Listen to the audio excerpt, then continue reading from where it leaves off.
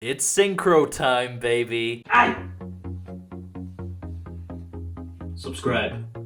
It's that time of year again where budget players come crawling out of the woodwork to check out the new structure deck and find out how to play it. Hello, welcome back. I got you covered. This one is all about synchro summoning and can put up some pretty nutty boards. It's pretty consistent and super fun to play, but can be a bit fragile at times. Either way, today I've mashed 3 structures together and whipped up a decent list just for you. Then I'll take you through some of the combos as well. There's 1-card combos, there's 2-card combos. It's pretty fun. All I ask is that you drop a like.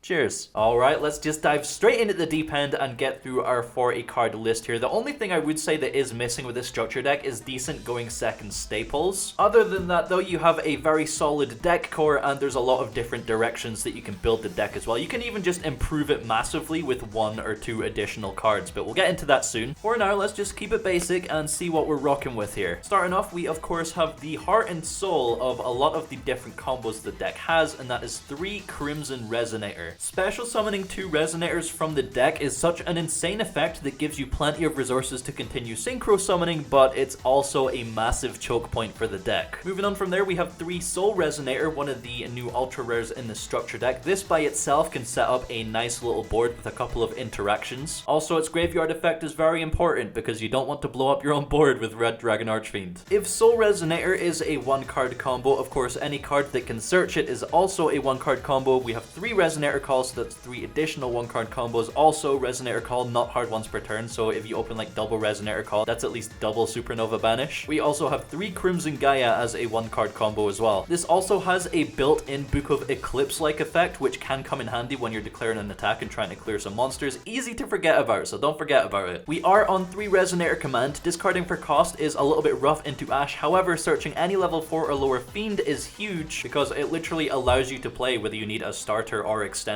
We are on 3 Vision Resonator because this combos nicely with some of our discard effects in things like Resonator Command and Bone Archfiend. Of course, it gets you to your Crimson Gaia or any of your traps that you need to search, and also just synergizes nicely with some of your level 4 extenders. We have 2 Synkron Resonator. Of course, you need some level 1s in your deck for some of the combos, but this also has an effect where if it's sent from field to grave, you can add back a Resonator from your graveyard, and that is not a hard once per turn. Then we have 1 Creation Resonator, which comes up as a combo piece, and 1 Red Resonator, which allows you to gain life points, which can win you the game in certain situations, but it also has a decent normal summon effect, so you know, it's not much of a brick either. That is a lot of tuners, and to successfully synchro summon you typically need non-tuners, so this is essentially the other half of the deck, and we're starting off with 3 Witch of the Black Forest. You'll see a lot of modern lists cutting this card now, but when it comes to the 3 structure decks, she literally enables your strongest possible combo, so yeah, very nice inclusion. We also have 3 Wandering King Wildwind. This is essentially a free level 4 summon, which is also searchable in the deck. And then we have 3 Bone Archfiend, which again is just a free level 4 summon, also searchable as well. Very important actually, because it puts a key combo piece in your graveyard, which you can summon back with Red Dragon and allows you to combo from there. Other engine requirements, we have very strong searchable interruptions, one being Red Zone, which is essentially 2 interruptions in 1 card in the right circumstance. One being a pop if you have Red Dragon Archfiend on the field, and the second allowing you to summon back your banished Red Supernova Dragon to then banish again. We have 1 Fiendish Golem because again it is searchable and it is just a generic interruption, but it can also search Fiendish Chain, so we're playing one of those as well. And for the final 6 cards, it was quite difficult trying to find the correct options, trying to play about with things like Danger Chupacabra as additional level 4 extenders, but we have opted for 3 Pot of Extravagance. Of course, we need the extra deck, so these are essentially just upstart goblins, and 3 Terrors of the Overroot. The idea of the entire deck just crumbling to Nibiru and having no counterplay to that made me just want to play some, you know, extra generic good traps that we can at least set if we do get Nibiru. But yeah, that is our 40 card main deck. Moving on to the extra deck, there's nothing too spicy or incredible here. We have 3 Red Dragon. This is not a hard once per turn on summon, so for quite a few of the combos you'll see us summoning 2 of these in 1 turn and resolving their effects. Then of course, because we're playing Extravagance, we also have 2 Scarred Dragon Archfiend, 2 Red Dragon Archfiend, 2 Hot Red Dragon Archfiend Abyss, 2 Red Supernova Dragon, 2 Scarlight Red Dragon Archfiend, and 2 Hot Red Dragon Archfiend Bane. King Calamity isn't really worth it because you can't summon it on your opponent's turn unless you play something like a Bestial package with Branded Etude, and Red Nova Dragon just isn't worth playing compared to things like Supernova. Finally, for the side deck, due to lack of staples, there's not a whole lot of mixing and matching that we can do here, but for going second, I have got the 3 Ascator Dawnwalker and 1 Fire Ant Ascator. Obviously, our combos are very fragile, especially into a couple of negates on board, so having that option to go for a Scarlight early in the turn and force out some negations is quite nice for us to have. Additionally, we have 2 Danger Chupacabra just because we can side out the traps for the Chupacabras and give us additional extenders to play into boards going second. Finally, we have the other 2 Fiendish Chain and Fiendish Golem in the side deck as well, literally just for versatility. It gives us more options for going first. Maybe we prefer negations in Fiendish Chain over things like Towers of the Overroot. Kind of grasping at straws here, obviously, but you know, it's better than nothing, I suppose. Overall, that is our entire 3 structure deck list. Now,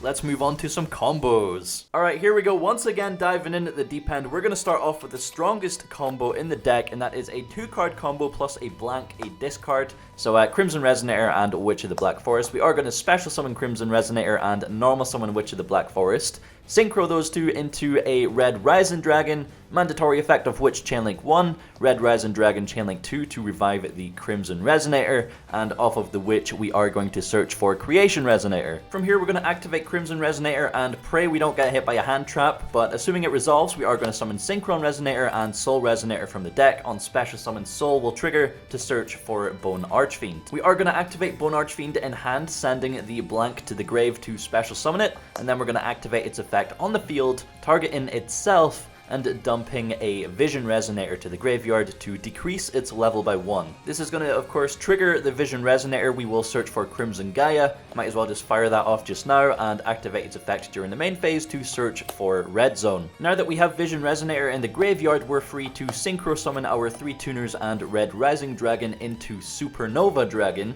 and that will trigger Synkron Resonator to add back the Vision Resonator, and it is a free special summon in hand, allowing us to continue extending. Since we control a level 8 or higher Synchro monster, we can special summon Creation Resonator from hand, and because it's not an activated effect, that plays around the restriction of Witch of the Black Forest. I know there's going to be a little confusion in the comments about that, but that's just how it works, okay? Synchroing our now level 3 Bone Archfiend with our Creation Resonator, we can make Red Rising Dragon and summon back the Synkron Resonator, and then we can special summon Vision Resonator from the hand because we control a level 5 or higher Dark monster. 2 plus 6 will allow us to make an 8 Red Rising Dragon, and Vision Resonator will make the new Red Dragon Archfiend, and then we'll synchro that with the Synkron Resonator to make the level 9 Hot Red Dragon Archfiend Abyss. This will set off a little chain link, so we're going to go chain link 1 Red Dragon Archfiend and chain link 2 Synkron Resonator. Synkron Resonator will just add back the Vision Resonator, and Red Dragon Archfiend will special summon out Red Dragon Archfiend. We'll set the red zone, and that will be the end of our 2-card combo. However, proceeding to the end phase, Red Dragon Archfiend will trigger, and we can protect all of our cards by banishing the Soul Resonator from our graveyard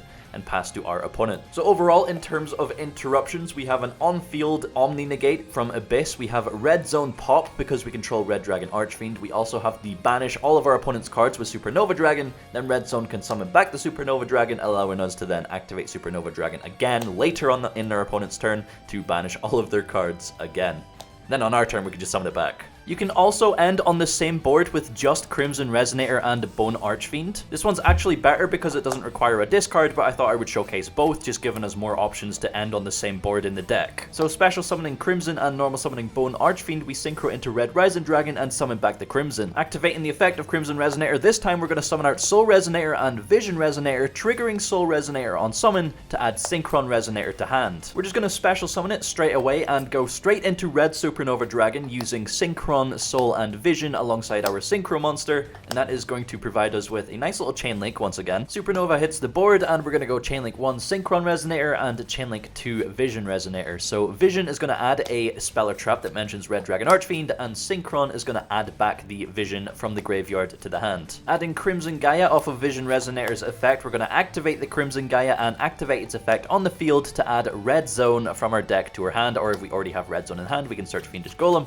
But now we can activate Bone Archfiend in grave, sending the Crimson Gaia from field to grave to special summon it back from the graveyard. Yes, Bone Archfiend can special summon itself from hand or graveyard, which is really nice. But Synchro summoning with the Crimson Resonator will summon out our second Red Rising Dragon, which is going to reborn a Synkron Resonator. Now we're going to special summon Vision Resonator from our hand, and we're going to go 6 plus 2 into an 8. We're going to summon the Scarred Red Dragon Archfiend, and then 8 plus 1 into Hot Red Dragon Archfiend Abyss, which once again is going to trigger Scarred Red Dragon Archfiend and Synkron Resonator, giving us the Vision Resonator back in hand and summoning out the Red Dragon Archfiend from the extra deck, setting the red zone into the spell and trap zone, and there we have the exact same 4 interruption board.